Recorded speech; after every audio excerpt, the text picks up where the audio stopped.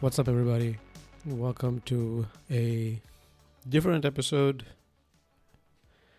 of the One Deeper podcast. This is just me today, and I wanted to talk about something that I've been thinking about for the past week or so, which is the proposal by, I guess, the Minister of Education in the Netherlands. Let me just look that up. Yeah.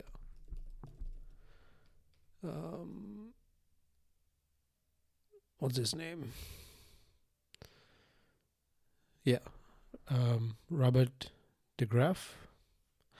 Anyways, so the idea, I guess, here is to make the tertiary education, so the education in Dutch universities, at least in the bachelor's level, if I understand it, to be taught predominantly in Dutch as a rule.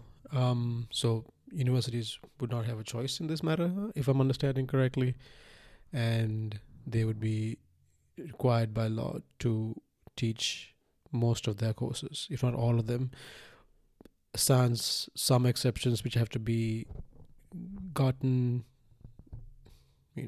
by from the minister itself, by instead of rather, with some exceptions, you have to teach everything in Dutch.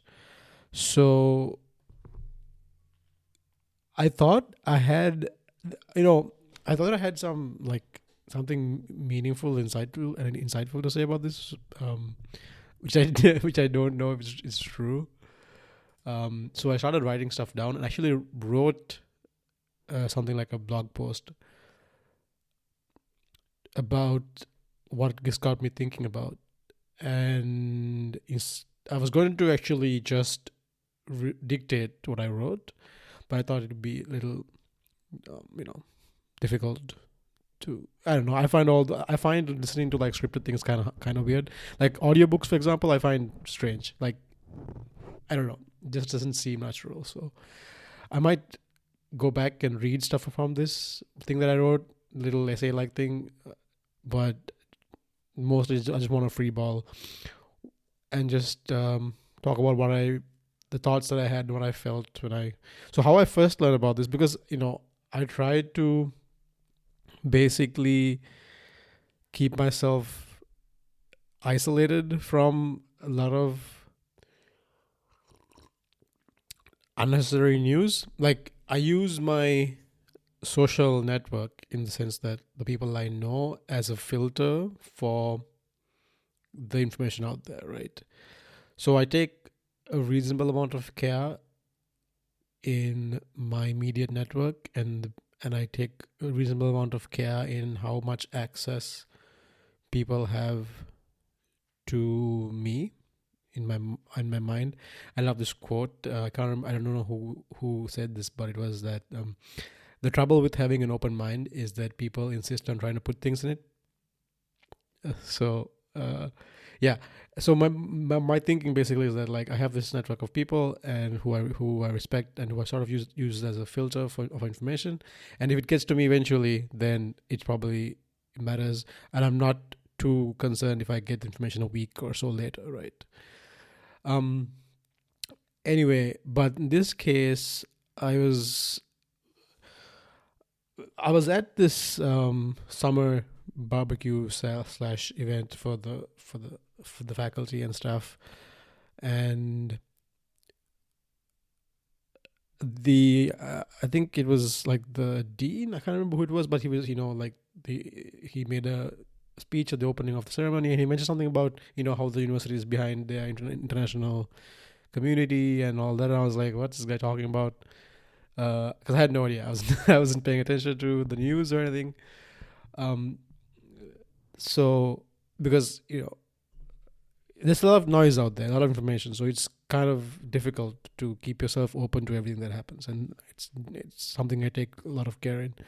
Anyway, so the university then eventually sent out an email saying this is what's happening. Sorry, this is what's been going on, and here's a summary of what's been discussed, etc., etc. Yeah, so it was like an email saying regarding the proposed legislation concerning internationalization, share your concerns about, etc., etc. And then they also provide a nice little summary of the proposed proposed pro- legislation, which is interesting, which is nice. So anyway, the point here is that I'm not trying to criticize or pass judgment on this decision. I'm just, because what the hell do I know? That's always been my starting point for anything. It's like, dude, what the hell do I know? I'm just some guy, right? And so this is not. I'm just expressing the thoughts that ran through my head and the things that I've got me thinking about. So, anywho, if you want to know more about this, I'm sure you can find it online. Just look it up. But the Tilburg University website has a page about it. I think it's accessible to everybody. No, maybe not actually. I think it maybe have to be a part of. I don't know. I'm not sure. Actually, let me just see if I can log into this without my in an incognito browser, and it still asks me to log in. Then that would mean that not everyone can see this. Yeah, it looks like you have to log in. So I'm not going to say anything from this because I think it's only for people who are in the university or people who've been working here or something, because I do work for the university, so maybe that's why I got it. Anyway, so, but I'm sure you can look it up. There's plenty of news articles about it. So I thought I'd talk about it because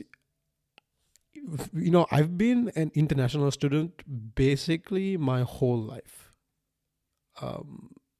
It started and I think it's interesting. It's an interesting perspective. So I thought I'd share a bit more about it because I'm not sure if many people have the experience of being an international student their whole life. Like, it's kind of a weird experience, and it kind of shapes your worldview in a really weird way.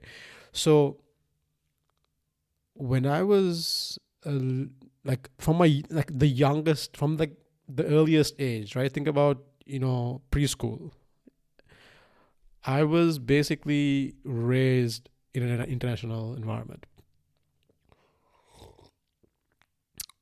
Forgive me for this little breaks because it's morning time and I'm drinking my coffee, and So what does that mean? So just to take you back a little bit, I was born in Sri Lanka in 1991, and that was a year. So Sri Lanka was in the middle of this insane civil war, right? Okay, I'm not going to go into details about the war and about who did what and when and why, because that's just a hornet's nest that I don't want to poke right now, because it's way above my pay grade.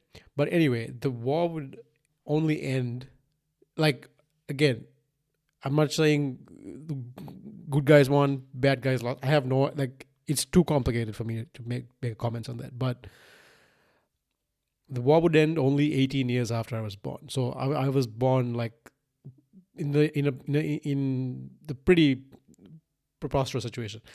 And just to give you an idea about the war, just plug in any the most gratuitous violence you can imagine from anything, from the war that's going on right now in the Ukraine. Of course, I'm not comparing them. I'm not saying they're the same, but just violence when it comes to bloodshed, rape, murder, put it all out there. So both sides, right? Like, and if you want to get a more of understanding about the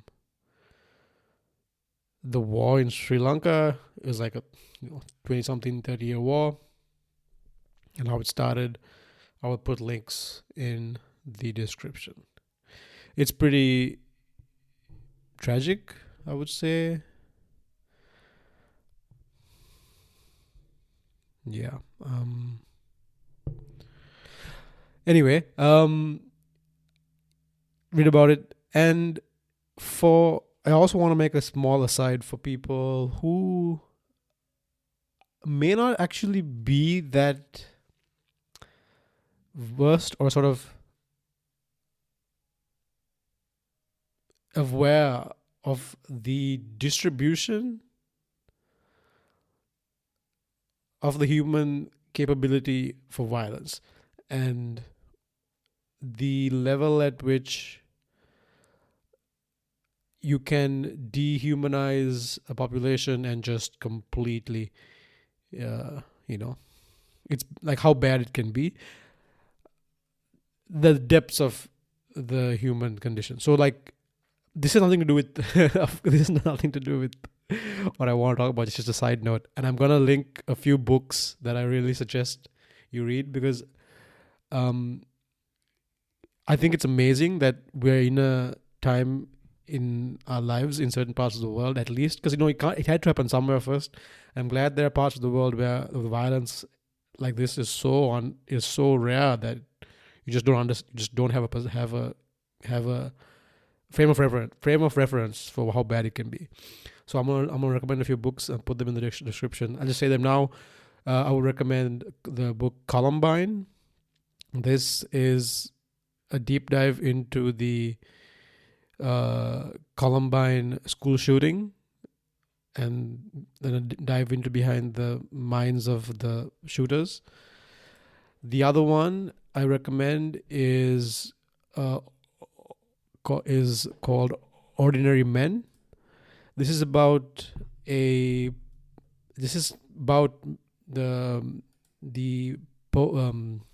Nazi occupation of Poland. Jesus, please tell me I got that right. It's been a while since I read this read this book. What's the description? Ordinary Men. Yeah, it's a true story of Reserve Police Battalion 101 of the German police order, which was responsible for mass shootings as well as roundups of Jewish people for deportation to Nazi death camps in Poland in 1942. Okay, yeah. So yeah, that's this is a book about transformation from going from just average policemen and how they transformed into something insane. So that's a good one. And then the other one I would recommend is The Rape of Nanking. This is about this is regarding the Japanese occupation and invasion of China. It's been a while. Yeah, it is. Okay, jeez. I'm just so afraid of getting stuff wrong when I say things in this on the podcast. But yeah, amazing books. Also, I mean, I think I would also say like Crime and Punishment by Dostoevsky. Yeah. So just if to get an idea of like, I think those are like good ways to sort of get an understanding of what the human beings are capable of. Anyway, I only bring this up to set the backdrop for the environment that I was born into, and not because not to say that this is why I am the way I am, but I want to highlight the situation so that it puts the decisions that my parents made in some context, right? As to why they raised me the way they raised me, and the experiences they gave me, and the things that shaped a lot of my outlook and my values. Not to say that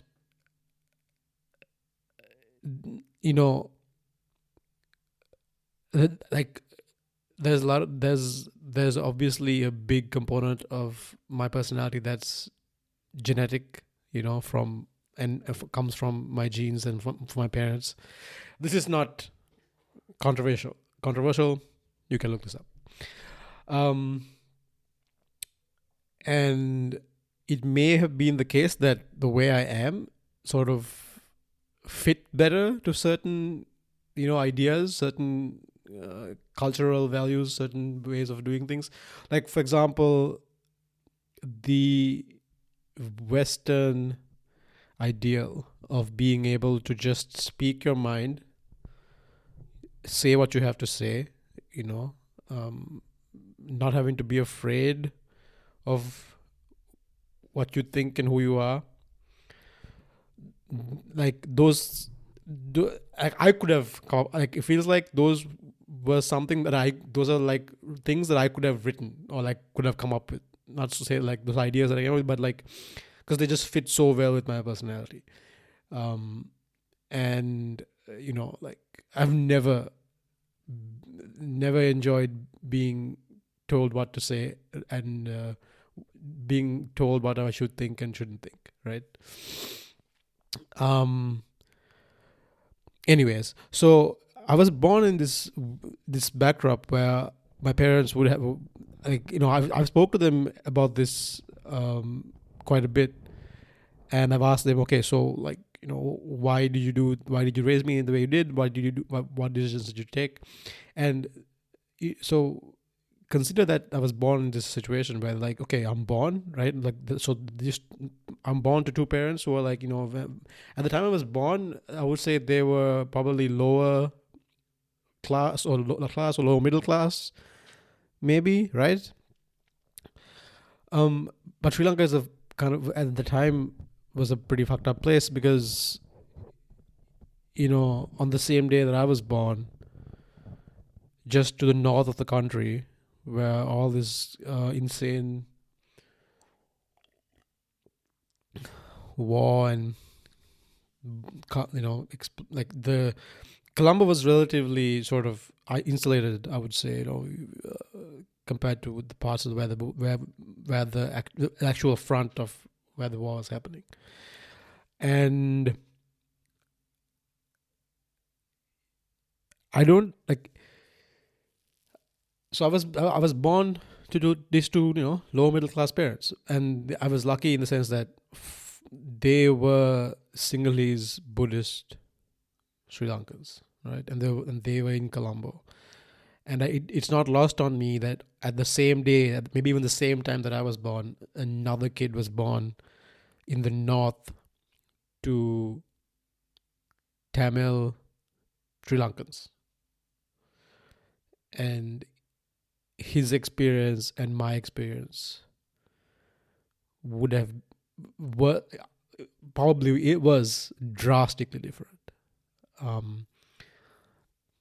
So there's a lot of luck and just luck of the draw in my experience, and that's not lost on me. So I think that's worth mentioning.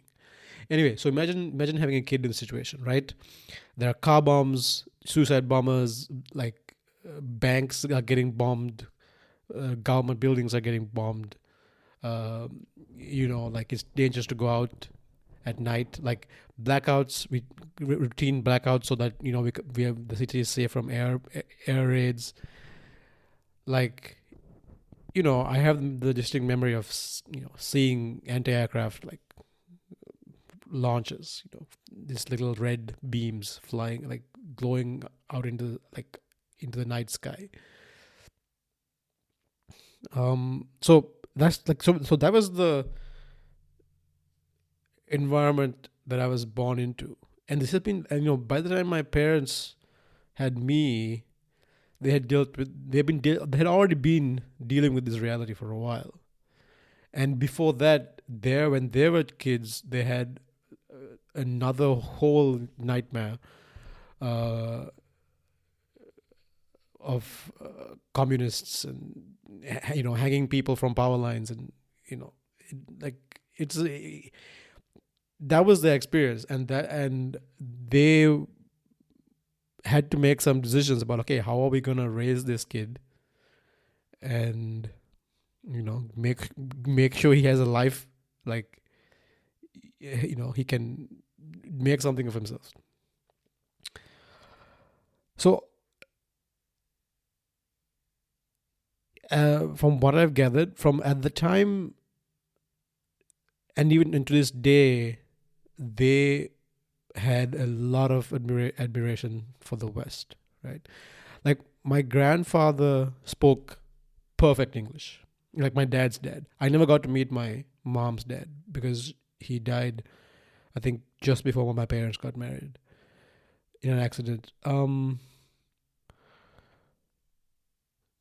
So my grandfather spoke perfect English, and he worked with British nationals, and so he had a great deal of admiration for the West, and I think he imparted some of that to my dad. And it's weird. I don't know where my mom got this from, but because her family and her parents were very traditional Sri Lankans, right? And they moved from a really small town. Like my mom tells me that like her dad, he was really educated. Um, yeah, man, I remember, I forget his occupation, but he was well educated. And then at some point, they were living in this small town, really far from the main city of Colombo. And my grandfather decided, like, okay, we're gonna sell this land. We're gonna make a high risk play. Move closer to Colombo. Put our kids in like new better schools, etc. And so I don't know. Anyway, but the point is, they saw the West as a form of liberation, right? They had a great deal of admiration for it, and they still do.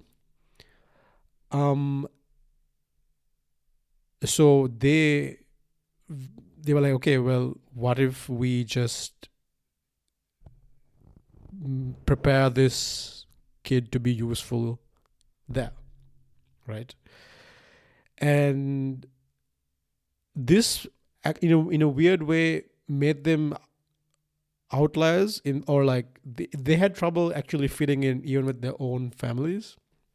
So even the immediate family for my parents, they weren't too happy about this decision, and they weren't too happy about like how they behaved as well, because they seemed like two people who were shunning all the like traditional Sri Lankan values, even though it's not true at all. Like my parents are two of the most traditional human beings, like Sri Lankans, I've ever met, and they were just making a very practical sort of like calculation, and I really admire that. Like they just looked at the environment, looked at the future. They were like, okay, let's make a pretty bold claim. It's okay if my sisters and cousins don't want to think I'm like, I don't know, some sort of race race betrayer or something. Let's just make sure this kid has maximum opportunities. And yeah, so they sort of they got a lot of flack for the decisions they took. Right. So the main thing that they did was educate me almost exclusively in English, right? And it's a weird sort of thing. So if you've never heard of what an international school is, I'll place a link to a description of it. There's a nice Wikipedia article about it. And so basically, an international school, it's not like it's weird because like there's not really something as an international school in the sense that what does it mean? Because internationals, like there's no place called international, right? International is not a place. International is a what, I don't know what it is, but it's not a place full of people that have its own culture, right? I don't sort of understand what this international culture thing means. I think it's just It's weird. I don't know what that means. Okay, I could be wrong. I have no idea what it means. But it's not a place. So international schools weren't teaching us something international. They were teaching us something about a very particular kind of national, or a different national, which in the case of Sri Lanka was British. Now Sri Lanka has had a long history with the British. We got independence in the 1960s. Wait, God, I am so terrible. Please no. Sri Lanka Independence Day. Jesus Christ, when is it? I'm terrible. Fucking Christ. No, not the date. In 1948. Jesus. Oh fucking. See, told you, I'm a terrible Sri Lankan by all by all metrics. Anyway, so we had a history with British, and we also had a long history with the Dutch. So I wonder if there's a is there a Wikipedia page for this Dutch occupation, Dutch not occupation, Dutch Sri Lanka, Dutch Ceylon. Yeah, there's a Wikipedia article about it. Nice. Okay, I'll definitely share that. It's interesting. Long history with Sri Lanka. The Dutch have. So does English. But anyway, so when so the main education model that is followed by international schools, at least when I was in school, so I left school in 2009, so it's been a while. I'm fairly certain it's still the case, because the school I went, my second high school still exists, so I'm pretty sure it's the same thing. So it's basically a British curriculum of education, and you sit for the Cambridge or Edexcel O level, A level thing, exam, and so that's the kind of education. So my first school was this really, really small school. Like, when I mean small, I mean like when you were in this classroom, it's literally like being packed together like in a can of sardines. Like, and what I mean is, if you're at the back when the class fills up and you have to go to the toilet, like, you better be able to hold it, because otherwise you have to get everyone else to move and like stand up. It was a really small school, and it was at the back. I remember, like, it was at the front entrance of the school was at the back of this restaurant, and at the back of the restaurant is where the giant trash cans are. So the entrance smelled like garbage all the time, and yeah, like, it was a mess. But it was my first school, and it's where I learned my ABCs. But the point is, this was an international school that my parents could afford, right? So at this time, my parents are still sort of trying to get their shit together. I mean, they had their shit together, but they were just like a young couple, trying to like get the act together. And an international school curriculum, like I said, even at the time, is just a British English curriculum, right? So I learned English from old books, from like all old British books that are used to teach British kids English, right? So in the books, you'd have very British things, right? Like British, like like images of British, like family having breakfast, or like what they do when they go out with their parents to the zoo, or like the market, or whatever, right? And then here's the language, and here's how you do it, and here's what you use, like, etc., etc.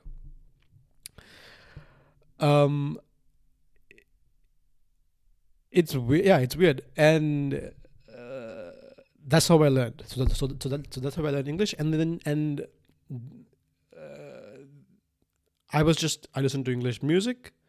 I watched English TV shows. I watched and old. So the thing is, everything, because think of Sri Lanka as a small, tiny island, right? So like, it is, and we get everything late, right? So when I was watching TV shows, I was watching TV shows and movies that were like 10 years old. So it's weird. Anyway, So that's how I grew up. And from my first school, I learned English. I can speak Sinhalese. I can understand it. I can have a like a working conversation. I can speak, and I'm totally fine with it. But I can't read it or I can't write it because my parents, not for the lack of trying, they really tried to get me to like learn how to write and read in Sinhalese, but I just wasn't interested. And I was just like, why? Because the things I wanted to get access to, the information that I wanted, was not in Sinhalese. It was like, I don't know. It just didn't jive. And so but my parents spoke to me in Sinhalese, so I speak to them in Sinhalese now, which is great, right?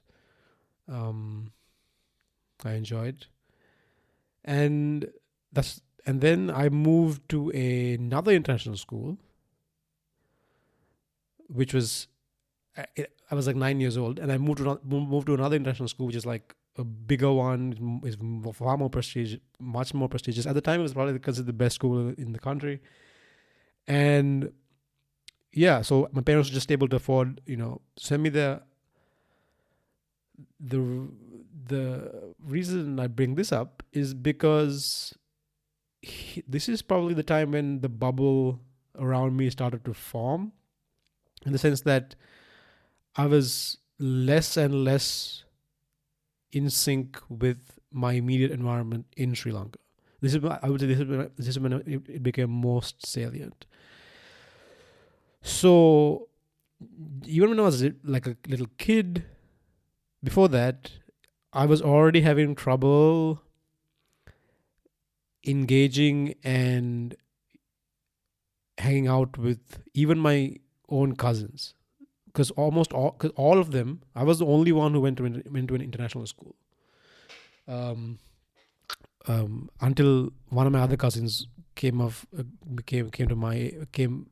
born a while later. But anyway, I was the only one who went to an international school, and I spent most of my time, speaking in English and learning English and learning British things. And I had this weird experience when I first came to the Netherlands, actually. So there's this book that I used to learn English from. It's called The Radiant Way or something. And in that there were like little things where it's like, okay, fill in the blanks describing this beautiful day at the park, right? And like the duck, like there are birds in the blank, like the people are laugh blank with their blank, right? And it was just like the image in the book was this serene, like little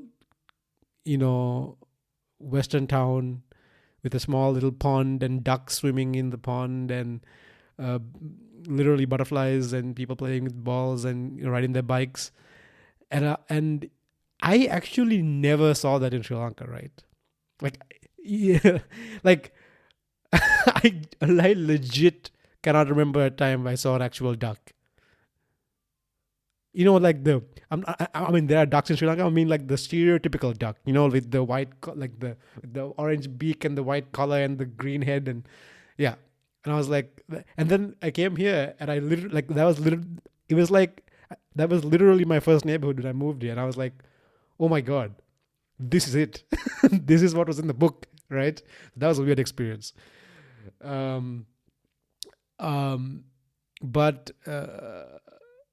anyway, so I was less and less able to interact with my immediate family because I just didn't have anything in common with them. Like I didn't watch the same films. I didn't listen to the same music.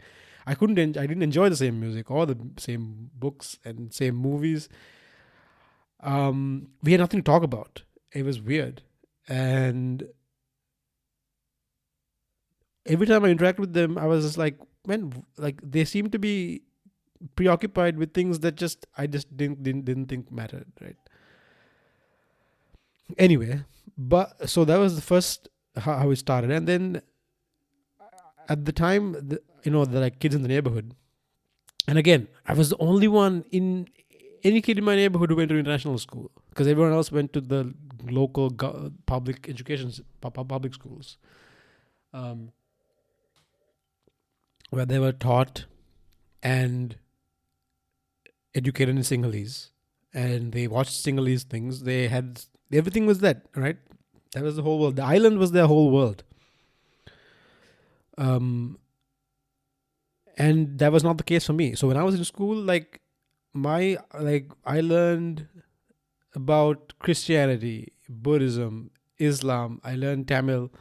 I learned I learned about the Industrial Revolution, about Britain, about the United States, Europe, the world wars. I learned all these things in school. But for most people in Sri Lanka, at least at my age, they were like, just the island was the whole world. Partly because a lot of the information just didn't exist in Sinhalese, right? Because it's such a niche language, and you weren't like exactly a superpower. You weren't not even close to being any superpower anywhere. So it doesn't really matter. But so yeah, like I would play cricket and soccer sometimes with the kids in the neighborhood, but it became less and less frequent. So we'd meet for a game of cricket. We'd play in our yard, or we'd play on the street, and then we'd go our separate ways because we couldn't really hang out.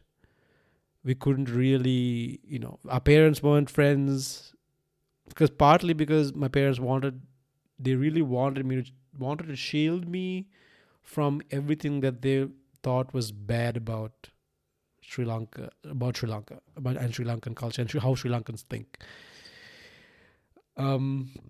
Of course, that also meant I missed out on a lot of the good stuff. So my parents were my direct connection to Sri Lankan culture, I would say, and my grandfather.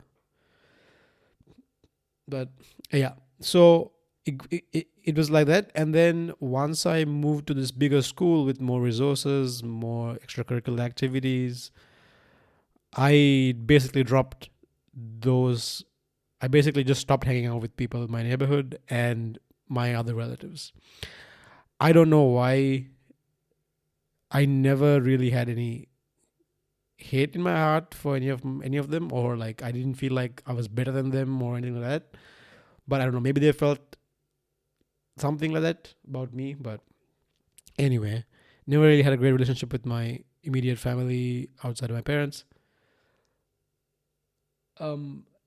So once I moved to the bigger school, I made some amazing friends who I am still friends with today, till this day.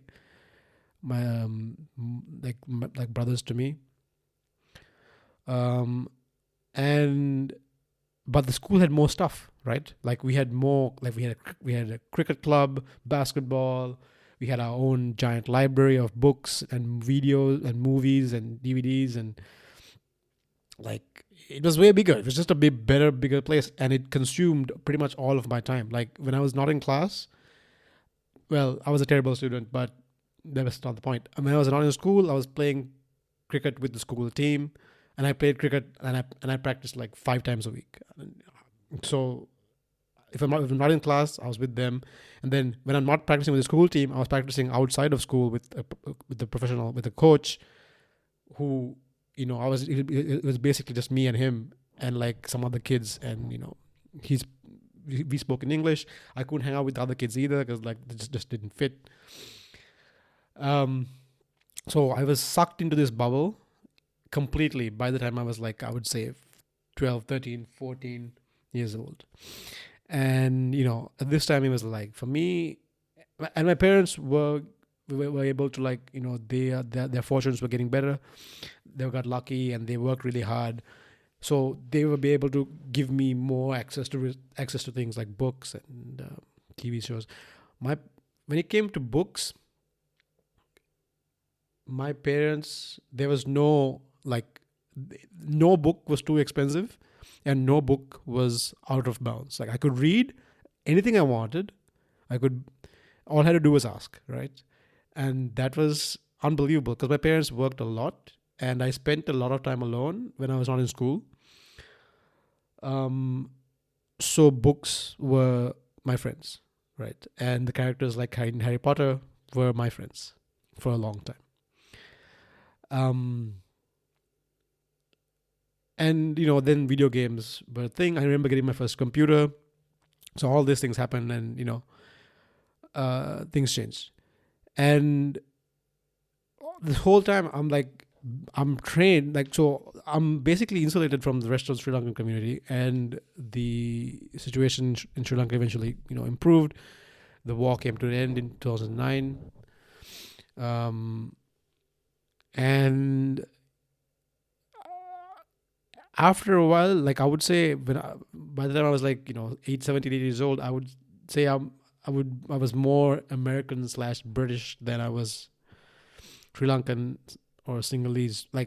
Even though my birth certificate and my passport says otherwise, it was difficult. It was different. It was difficult to fit in, and I think it's the upbringing, but also just the way I am. Right, I am a very just I want people to be whoever they want to be, and I have always had trouble with authority and just people telling me what to do. So it sort of fit very well with sort of some very American ways of looking at the world, right? Not all Americans like this, obviously, and I don't know. It's like a romantic notion maybe that I had, because I know what did I watch when I was a little kid, man? I watched the Knight Rider and A Team and the GI Joe and He Man, and and later I went House, as I got older, and all these things, and I watched anime, and I watched all these heroes do things that they wanted to do, and I was like, okay. Anyway, so I moved to America when I was 19 to go to university. So yeah, and then I was an international student. Basically I've been an international student my whole life, right? And now there's so the upside is that I like the way I see the world. I like a lot who I like. It was not always the case, but now I'm slowly starting to actually and enjoy myself, like the person I am. But it's weird because I don't know where I belong. It's kind of strange. Even though I was raised to be an international person, there's no international place. It's not a place. It's not somewhere you go and it has its own. I don't know. It's really strange. I think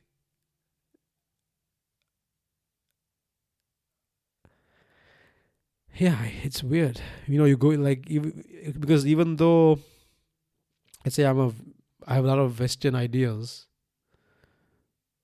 classical, Western values.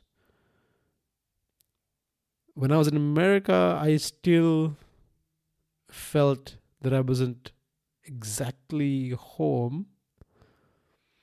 And I don't think that's ever going to change, because there is not a place like that. I do have an experience that was very close. I do have that feeling sometimes that oh man, I'm where I'm supposed to be. And I get that feeling when I'm around people just talking about ideas, talking about abstract things and how the world could be. And there I feel like at home. And in the space of ideas, I feel like I belong there.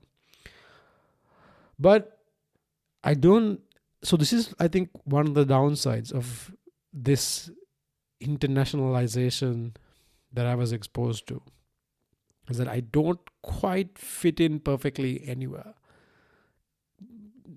It's weird, right? Because I don't know. Maybe it's just my experience, but like this is not because people haven't tried. Like when I was in America, people were so accommodating and they were so welcoming. And but it's just in the back of my head, like, hey, I'm a guest here. They can kick me out of here anytime. But and when I'm in Sri Lanka, like even though I'm like, okay, I'm Sri Lankan, no one can do anything to me here. I still don't feel like I belong there because I feel like everyone's just judging me all the time, and I am very different to the average Sri Lankan. So there's they keep a distance from me. Nothing like a trying. So like when I went back to Sri Lanka after graduating from the US, I worked there for 5 years. I tried to I just couldn't.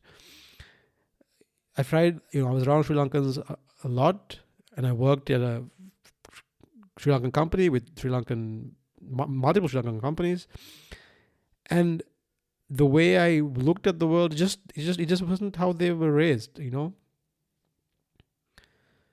So it's weird. So all of this to say that this is what it got me thinking about when I read this thing, and I was like, okay, I think the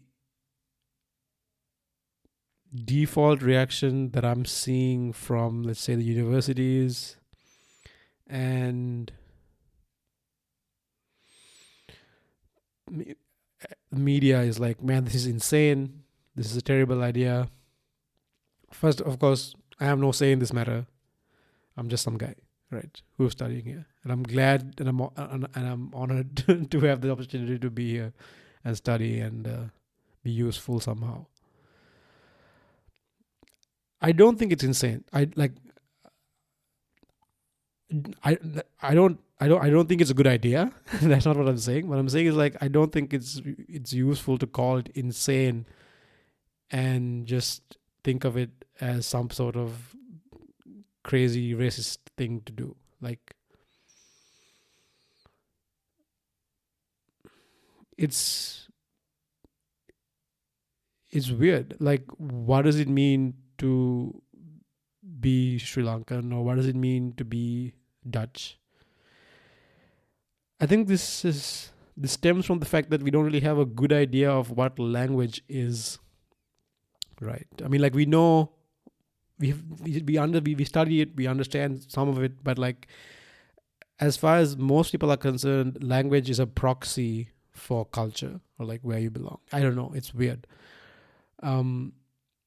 And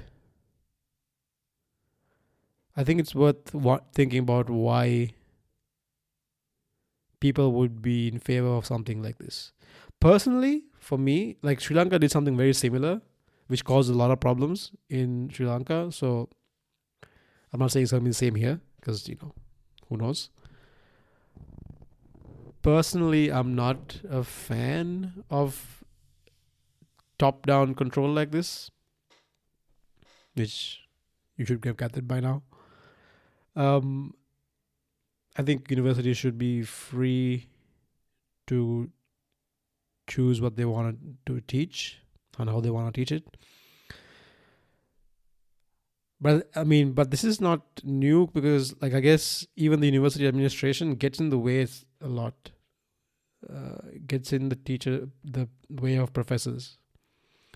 So while they are complaining about having top-down control imposed on them, they themselves really do tend to impose some of their own things on how subjects should be taught and like what material can be used. Like this whole like thing about hybrid education, or like having a regulation about what materials can be online and whether it's on campus. I don't know. I think that should be left to the professors to decide if they want to and teach how they want to teach.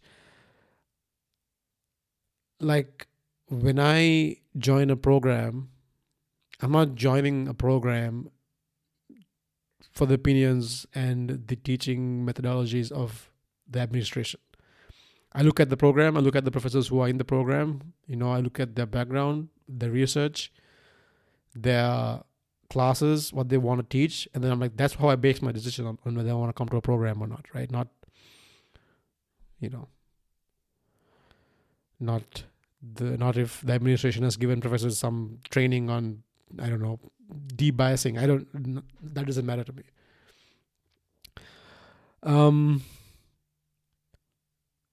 I think it's worth understanding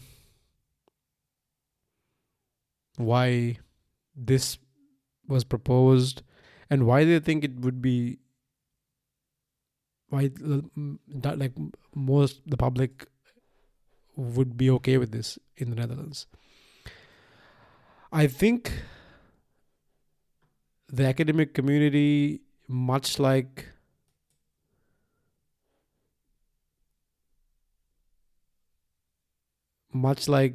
my experience in high school, can be a bit of a bubble. It seems preposterous for the university population, or professors and the administration, for this to be proposed. But I think they're a little too disconnected sometimes from the immediate world we live in. So if something like this is a surprise to you, if this seems something completely out of left field, I think maybe that's more of a reflection of the academic community being more and more disconnected from the general public than anything else.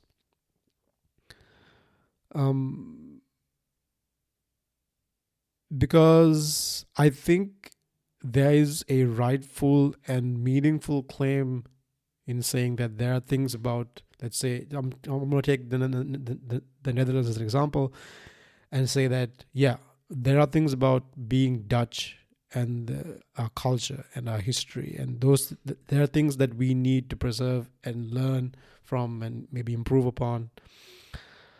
And I think using language is a weak, it's not, I don't know what the hell do I know, is basically a proxy for saying all those things, right? Like, even though the direct sort of overt claim here is that the need to reduce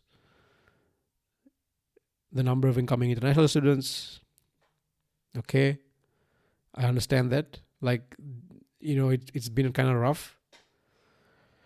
It's just a small country, like, I don't know what all the calculations are. I'm just talking about what I think. I just don't like the idea that of this of being forced to do something like this. Like, the department that I'm involved with, it has so many international professors there, and the subjects that we learn are so quirky and interesting and technical. I don't know how you would fill all those positions with the prerequisite that everyone be able to speak and teach in Dutch. That seems kind of insane. But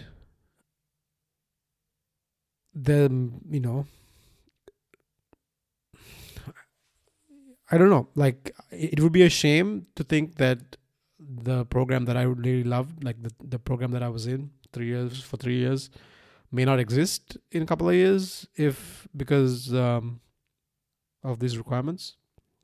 Because I really think it's great. But yeah, as someone who's been an international student their whole life, this was kind of a wake-up call, because I wasn't, like, in the sense that it's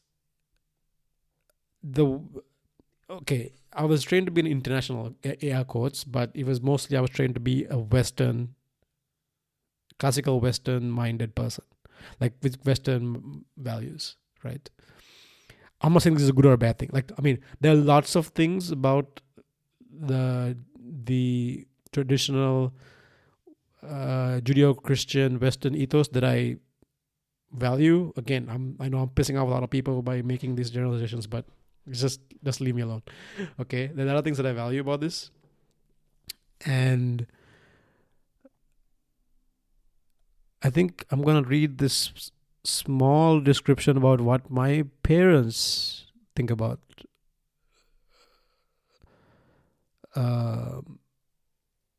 the West. So for them, they see the West as a place where people can just get on with their lives. They associate the West with a lack of corruption and a place of fairness. They associate the West as a place where the law applies to everyone equally, no matter who you know or how much money you have. And finally, and perhaps the most important association they hold, is that the value the Western world places on education. They see the West as a place where education, skills, and hard work are the only preconditions for belonging there. So those are a lot of things, a lot of the same associations that I have with democratic, liberal Western society. And this is a bit of a wake-up call, because for me, I'm starting to see this as the West trying, because lately there has been, from what I gather, this sense that because of this weird, everything's racist, everything that ever happened that's good in the Western world was because of all the terrible things that white people did. Like, I don't know. That's this idea. So like there's been this sort of devaluation of many of Western democratic liberal values that I actually was trained to grow up with, that have been under attack. I think I see this as a reaction, like trying to defend itself. And I can't disagree with that. I think there are a lot of things that we need to appreciate and love and nurture and transmit to the future generations about some of the great things that have been accomplished by nations like the Netherlands. Good and the bad, man. Yeah, so I understand this sort of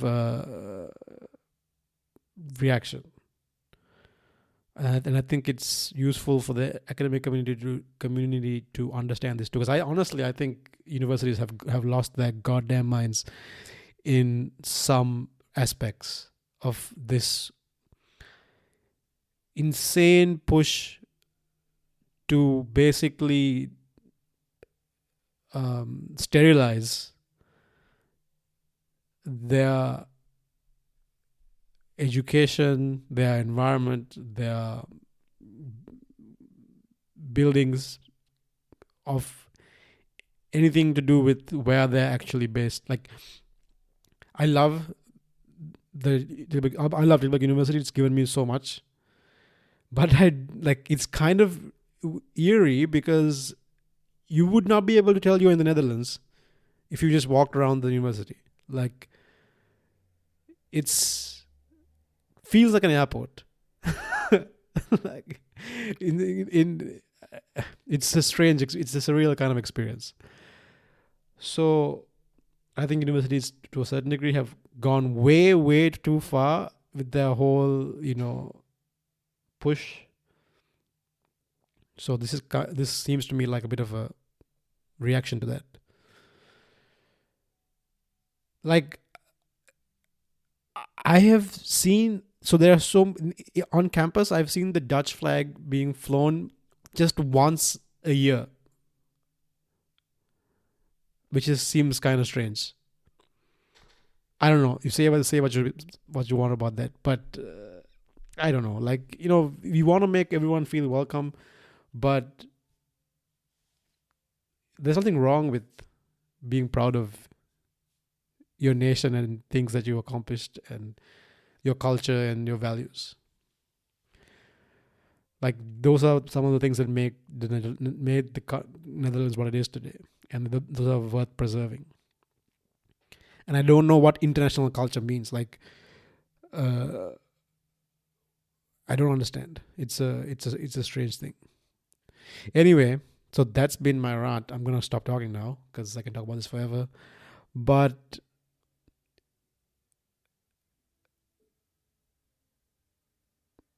yeah, that's it. Thanks for tuning in.